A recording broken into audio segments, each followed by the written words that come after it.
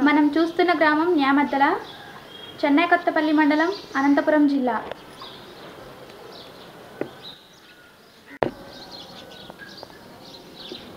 ఈ గ్రామంలో ఉన్నటువంటి ప్రజలు ఎక్కువగా రసాయనిక ఎరువులు మానేసి సేంద్రియ ఎరువులు వాడుతూ ఉన్నారు. అందువలన ఈ గ్రామంలో పంటల దిగుబడి మరియు ప్రజలు ఆరోగ్యంగా ఉంటున్నారు.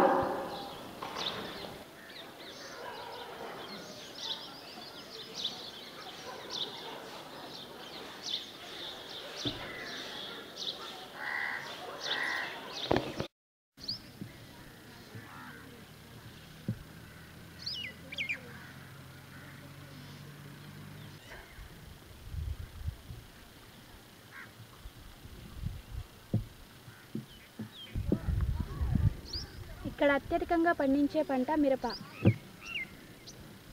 ఇది వాణిజ్యపరమైన పంట.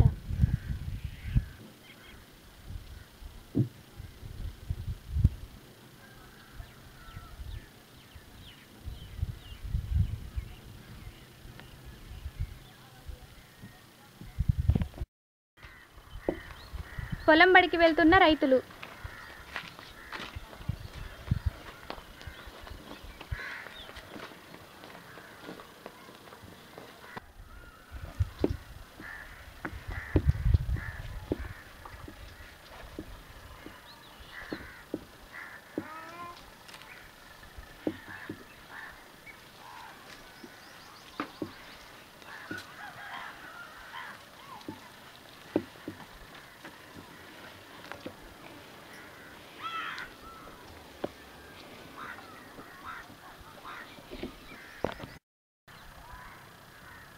పొలం బడిలో రైతులందరూ చర్చించుకోవడం, దానిలో రైతులందరూ వెంకటమ్మ పొలాన్ని ఎన్నుకోవడం.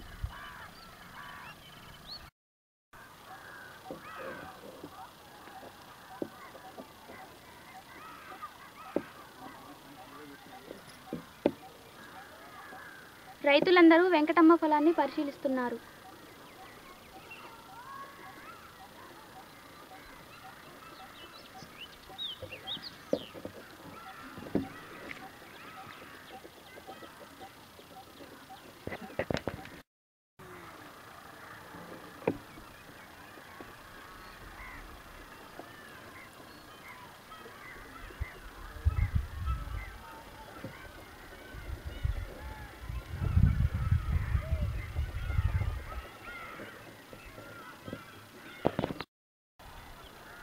పరిశీలించిన తరువాత రైతులందరూ గమనించినది మిరపలో కొమ్మ ఎండు తెగులు.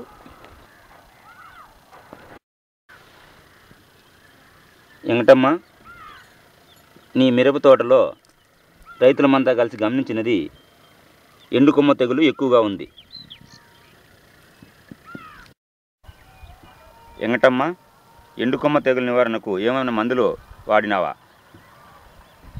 ఎండు కొమ్మ తెగుల నివారణకు ఎన్ని మందులు కొట్టినా కూడా తగ్గడం లేదు, ఏం చేయలేమో తెలియడం లేదు. అక్క వెంకటమ్మక్క, నా మిరప తోటలో కూడా ఎండు కొమ్మ తెగులు ఎక్కువగా ఉంటే నేను కూడా ఒక కషాయాన్ని తయారు చేసి వాడినాను. నా పంటలో కూడా ఎండు కొమ్మ తెగులు నివారణ అయింది. నా పంట చాలా బాగుంది. నీవు కూడా ఈ కషాయం వాడి చూడమ్మా. కషాయం వాడినానంటావా? అదేందో నాకు చెప్పన్నా. అక్క చెప్తాను. ఆ కషాయం పేరు కలబంద సీతాఫలమాకుల కషాయము.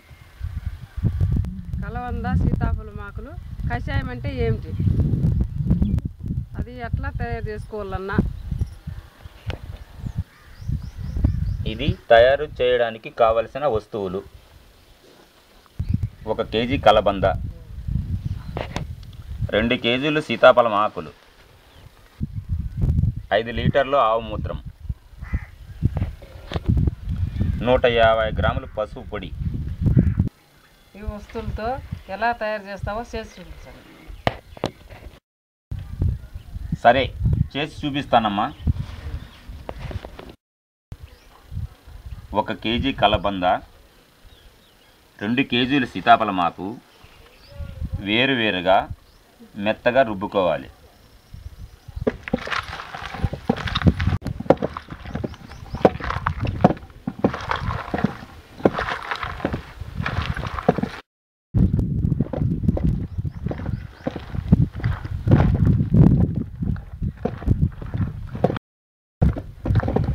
ఇలా మెత్తగా రుబ్బుకోవాలమ్మా.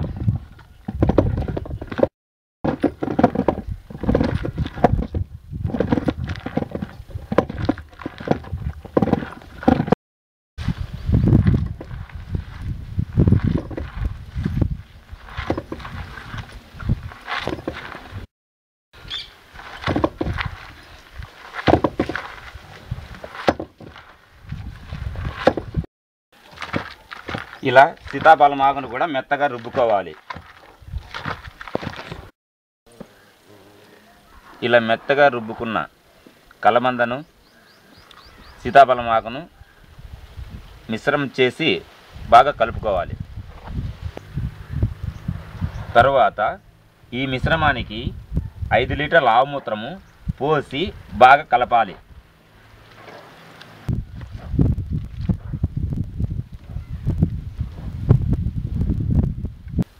ఈ మిశ్రమాన్ని ఒక రబ్బర్ బకెట్లో పోసి 2 రోజులు మురుగునించాలి. ఒక పలచడి గుడ్డతో వీటికి మూతి కట్టాలి.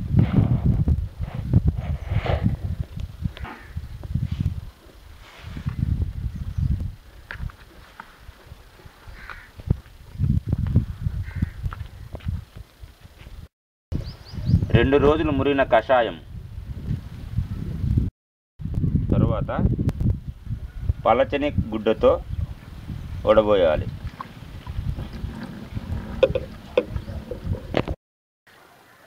ఈ మిశ్రమాన్ని 100 లీటర్ల నీటిలో కలుపుకొనవలెను.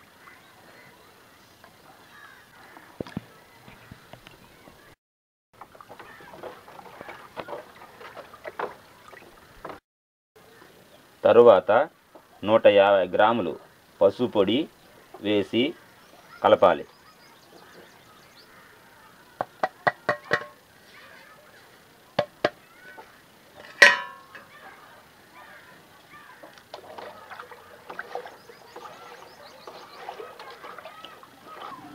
ఈ విధంగా చేయడం వల్ల కషాయం తయారవుతుంది.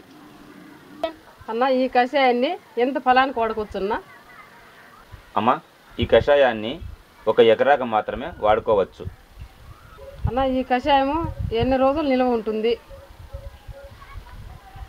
తయారు చేసిన రోజే ఈ కషాయాన్ని పిచికారీ చేసుకోవచ్చు. అన్న ఈ కషాయాన్ని ఎన్నిసార్లు కొట్టాలన్నా?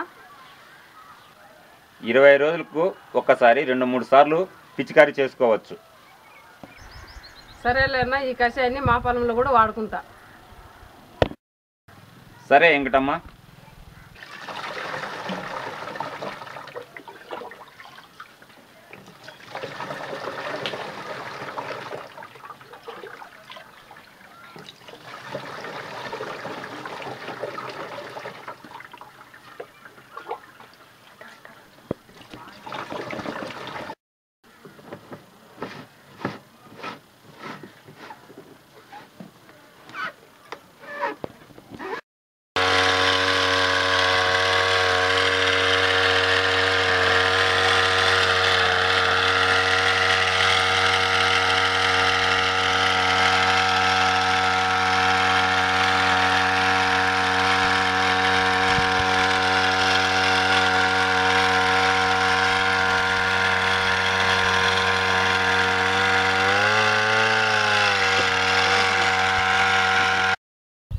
తక్కువ ఖర్చుతో మంచి కషాయము చేసి చూపించడం వల్ల నేను తయారు చేసి వాడాను.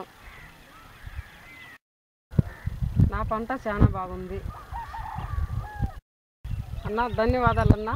ధన్యవాదాలమ్మా.